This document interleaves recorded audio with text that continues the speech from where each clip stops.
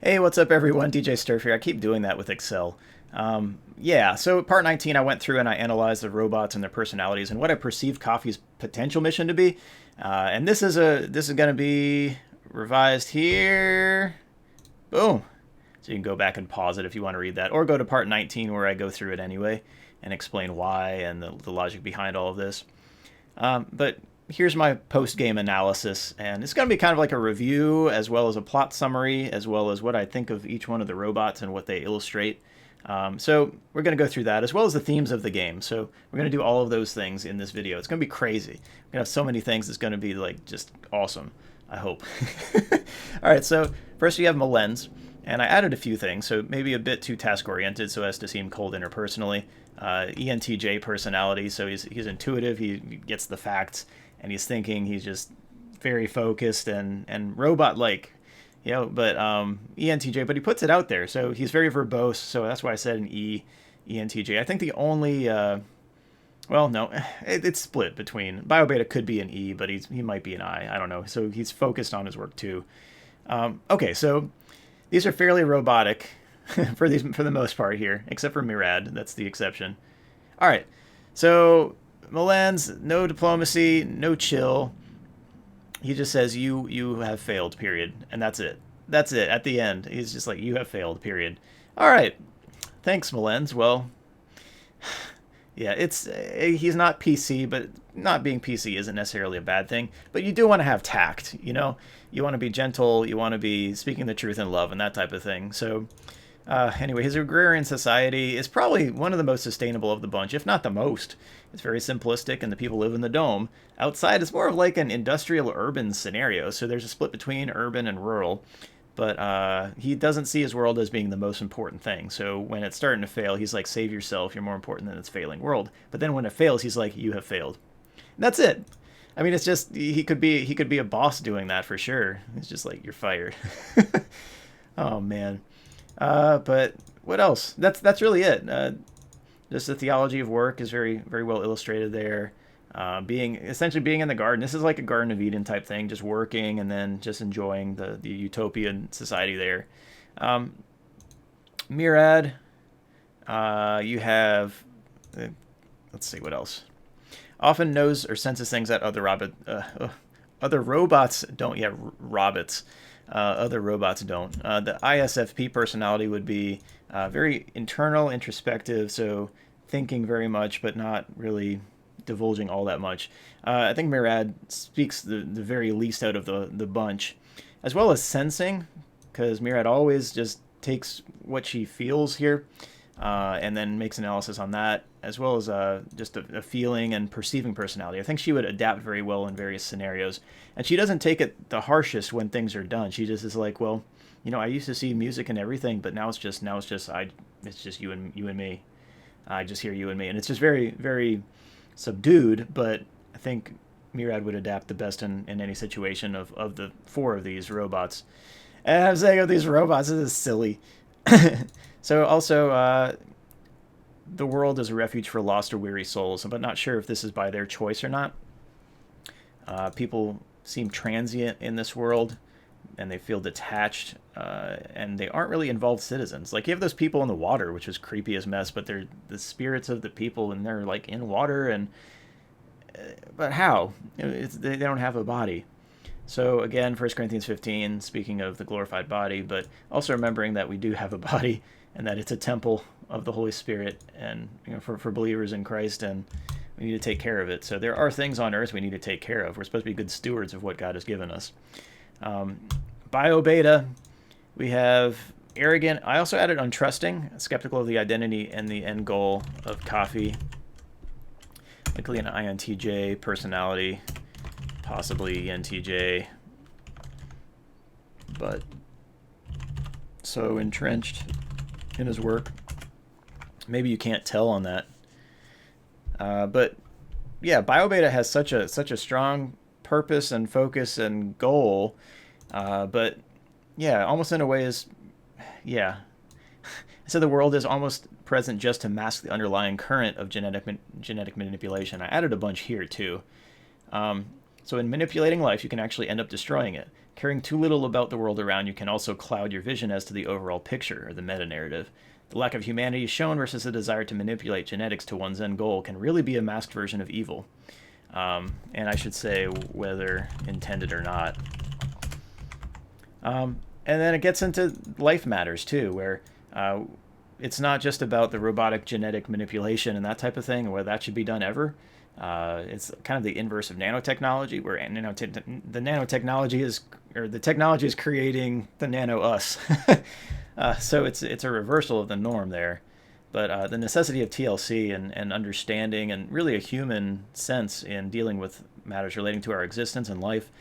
And Psalm 139 I added there for God knowing us even when we're in the womb. And then Jeremiah 1:5, and Jeremiah having a purpose and a calling even when he was being formed in the womb. And life is a precious thing. And we'll get to themes in a little bit here too, but I think the game very much gets at the value of life and the gift of childhood.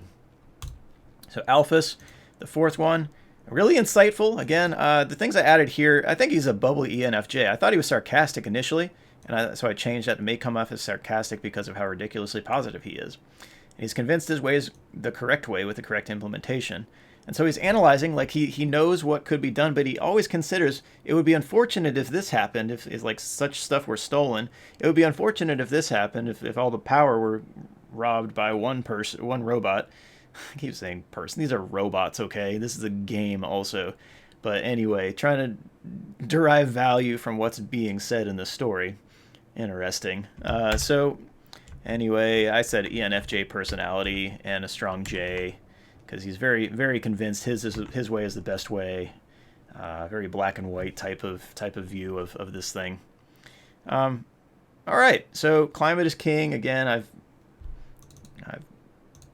been discussing that, and let's put it there so it has the the single literal tick before it. What else?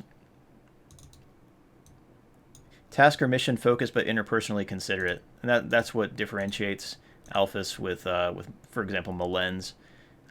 So ENTJ is quite different from ENFJ sometimes, but ENFJ is kind of a warmer interpersonal dynamic there, as opposed to thinking where it's just kind of like the absolute, okay, these are the facts, I'm just going to take it as it is, and then just not deal with any diplomacy. And then there can be mixes of each and that type of thing, but each one is kind of on an extreme. What else? I think I added a little bit to this one. Yeah, the crop rotation. So you can't grow squash year round, otherwise the soil will be parched. Safety between domes. I don't think I added much toward there. I added the pressing toward the mark. So I see the perseverance of Alphys quite a bit. And if he's actually stuck to the mission and the other ones didn't, then even more so, Alphys would be a good illustration of perseverance. And pressing toward the mark for the prize of the high calling in Christ Jesus would be an example there spiritually. But we see natural parallel of the spiritual pressing toward the mark. That's probably better, more accurate. Other observations here. So we have those 4 main robots with their domes. Amos, I just said give you pep talks. I mean, you don't know much about Amos, and you can't really derive much other than he just has a bunch of ice attacks. And somehow he doesn't survive in the ice area, even though he has ice attacks. Maybe it's just because he's in an icy area that he's doing ice attacks. Who knows? Maybe we'll have a sequel where you can be Amos and figure out how Amos actually interacts and why he's more powerful than the other ones. And why Coffee shut him down. I'm pretty sure that Coffee just did that to nuke the other 4 inefficient domes or environments, and he puts up his own under the Amos power source. But anyway, Coffee destroys the antivirus layers. Yeah, that question mark is gone now, so what I thought was maybe going on was going on. Signal gets jammed. A lot of things, it seems to be nefarious, but I think he's just trying to be secretive because he knows that his mission won't succeed. But I think he has good intents.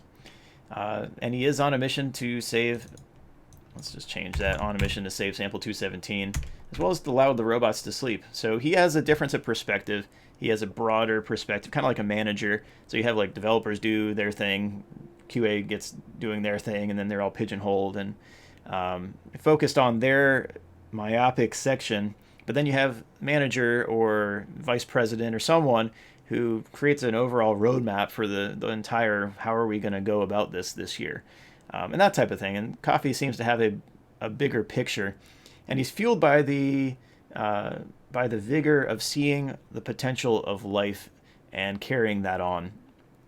And some things to ask in Coffee's case, huge about the theme.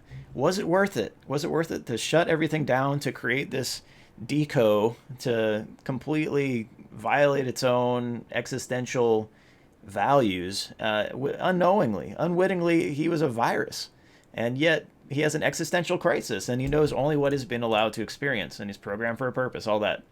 But kind of a minion of Coffee to carry on his purpose.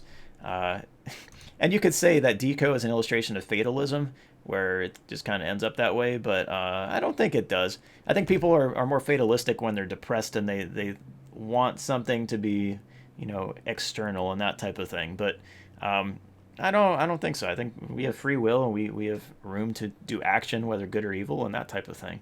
So sometimes decisions are going to come down to supererogatory ethics and, which one is the greater good, or, which ones do you just step away from altogether. So all that. But life is complicated. It's not just a bunch of simple decisions. A lot of times it is a simple decision. I mean, are you going to drink nothing but Coca-Cola your whole life? That's an easy decision. It should be no. And if you say yes, then goodbye teeth, goodbye, you're going to have diabetes. Most likely all sorts of issues because you're drinking Coke all the time. Like what? So anyway, some decisions are easier than others. Some violate what your beliefs are. So I often think, what's going to honor God the most in my actions? What's going to be loving my neighbor as much as possible, as well as loving the Lord your God with all your heart, soul, mind, and strength, and just thinking all these on all these dynamics and trying to put forth the best possible actions, because it's like that James 2 where it talks about faith without works is dead. You got to pair it with good works, and they stem from faith. But we need to do the very best we can in what we do, and that's one thing that's, I think, very much displayed here, and brings up for debate whether Coffee's mission was actually worth it, whether his coup of all the robots trying, there for a purpose and specializing in human sustenance and possibly these sustainable environments. But then he sees the threat to sample 217, and it's barely alive, but it's still alive somehow. People are resilient. But he saw it worthwhile to save that life in exchange for something that was just a possibility, for something that may not even have been an option. Because you see, remember in Loon Infinus when you're searching for the stuff in the sand and you see this like red thing? It looks like a moon or something. That's got to be Earth. Because you think about you're stationed on the moon. You find that out late in the game. But then you have this like big old red scorched planet. It's got to be Earth. I mean, where else would it be? What else would we be looking at? And so, I mean, I guess you could say, well, you have a view to the sun or some other planets, but this thing is huge. It's right on the horizon. It's likely Earth. So what's likely been scorched is gone. And then you have the ability that Coffee has to pair up the Amos power source and CPU with a simulation so that Embryo 217 has a life. Whether that happened or not, that's the question. Does it actually happen? Is this a simulation, or does the life actually exist? Because, I mean, the sample is linked to, remember at the end? It's linked to the chamber where sample 217 is. Whether that embryo has come out of there and then actually developed into a human being, I mean, there's no uterus there. There's no mother to raise the child. And that was one of my things initially. Like, how did they get old? 7 years later, how are they 7 years old now? They would most likely have died. Babies are helpless. They're not going to roll over and eat the grass. Or at least I don't think so, and I don't think that's realistic. You're not going to get full nutrition from just eating grass and dirt, but you do get some nutrients though. But regardless of the practicality and the and the pragmatic nature of the whole thing, I'm being very very ESTJ-ish myself right now, even though I'm more of an ENFJ. Um, it's not a bad thing to have a certain personality. It's just we function in different ways. Um, but anyway, was it worth it, and did it actually happen? Oh, man, it's tough. And was it worth it to create Deco, who had an existential crisis when he found out he was actually a virus? So Coffee withheld all this information from Deco, and then Deco freaks out about it at the end. Like, what? What am I? What am I? And he finds out he's a virus, and then I guess he takes it in good stride. He could have just been like, I'm not gonna. He seems to have enough emotion to be like, I'm not gonna deal with this anymore. I don't want to be this. I'm not gonna be myself, and shut himself off or change himself completely or avoid Coffee or something. Then mission failed, right? Or would it have been? Because they would have had several more days with power to possibly get some kind of simulation going. But if a biobeta would have kept up with embryo 217, as Coffee said, the embryo would have been destroyed. Baby would have been dead. So anyway, the themes here, you have the value of life. And life really does have a lot of meaning and value. And, man, just all these these considerations here with bioethics and life. Is one life really worth destroying all their possibilities of the potential? So kind of like a bird in the hand is worth two in the bush.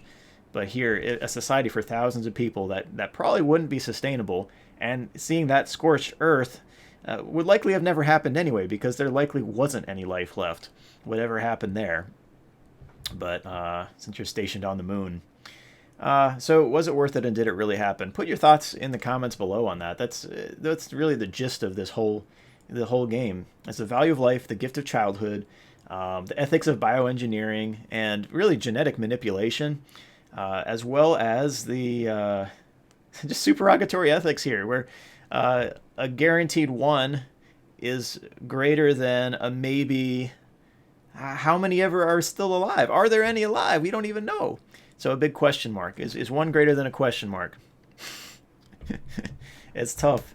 And then Coffee showing great sacrifice in fighting Pulsar, but or at least giving up his body so that Deco could take over, and then from there defeating Pulsar, and then putting in the simulation so that embryo can experience life. Whether that actually happened or not, or that's a simulation, not sure. So I guess time will tell. Maybe there'll be a sequel. But 16 years. 16 years, that's it. So there wasn't an infinite power supply. I'm surprised they didn't have future technology of generators, or some kind of gyro to generate energy, or sustainable energy. I mean, they're on the moon, so they get at least some of the day, get some light from stars and that type of thing. But man, it's tough. But I think the basics here, and I know Scott Cawthon stepped away from one conclusion that people were saying it's an anti-abortion video game and that type of thing. I don't think it really gets at that fully. I think the positive that it gets at is that every life is extremely valuable, and that childhood is extremely meaningful, and just a blessing to have. And I think that really rings true. It seems that Scott really cares for children, and has a heart for children. I think that's great, and that's one thing I share as well. So, and I hope God blesses me with a lot of kids. That will be cool. But at the same time too, every single one is extremely valuable. So, if if you're a kid, you're extremely valuable. If you're a teenager, you're extremely valuable. You've been given a gift of life, and so I hope if you question that at any time, you'd reconsider and just think, well, even though life stinks right now, things can get better, and they likely do. I mean, that's a general trend. Is when things hit a trough, they typically go up. And sometimes, I mean, you look at Job, for example. Job went through all sorts of stuff, but at the end, he saw how wonderful God was, how wonderful life was, and yeah, and oh man, Job is a great book. He had to repent of some things as well, and not knowing how great God was, even though he was an extremely righteous man. But his friends too were. All right, so we're going into Job here. But anyway, you can read Job. You can read all that. But sometimes situations are extremely horrendous, and yeah, but life is still a gift. it's valuable. I think there's more to come, and you can see that with Myriad's part. Maybe more of a new agey view in Myriad's case, but at the same time, like, yeah, babies are awesome. They're absolute miracles, and I hope that we can save as many as we can. You know, each one is a valuable life. It's meaningful to the parents as well. And when Coffee says, "You gave my life meaning," and that type of thing too, even just having a child and experiencing that gift and being able to raise that child is an extreme blessing as well. So your parents know that as well, I'm very sure. Whoever's watching. So anyway, there's great hope in this game, even though it says it's a desolate hope. It covers the value of life and value of childhood. So anyway, put your thoughts in the comments below, and I really enjoyed playing this game. Again, 8.5 out of 10, and I would recommend give it a playthrough. And apparently that percentage value is very meaningless because I went from 215 to 265 in that one episode by just grinding money, or cabbage, I should say. And the cabbage turns to bits. What? So there are a lot of just like weird elements to the game, but it's creative, and the worlds are very well designed. So, yeah, just generally a good message overall. So, all right. Well, again, I'll check you next series, and hope you are blessed. And I hope you experience the very greatest blessings that God has for your life as well. And I mean that because God has all sorts of great things for us, not just this life, but the things in life as well as the life to come. So you can watch my other videos. You know, I'm a firm believer in Jesus. So, yeah, there's great hope. That's pretty much it. The desolate hope, but it ends in great hope. So I'll check y'all later. Yeah, peace.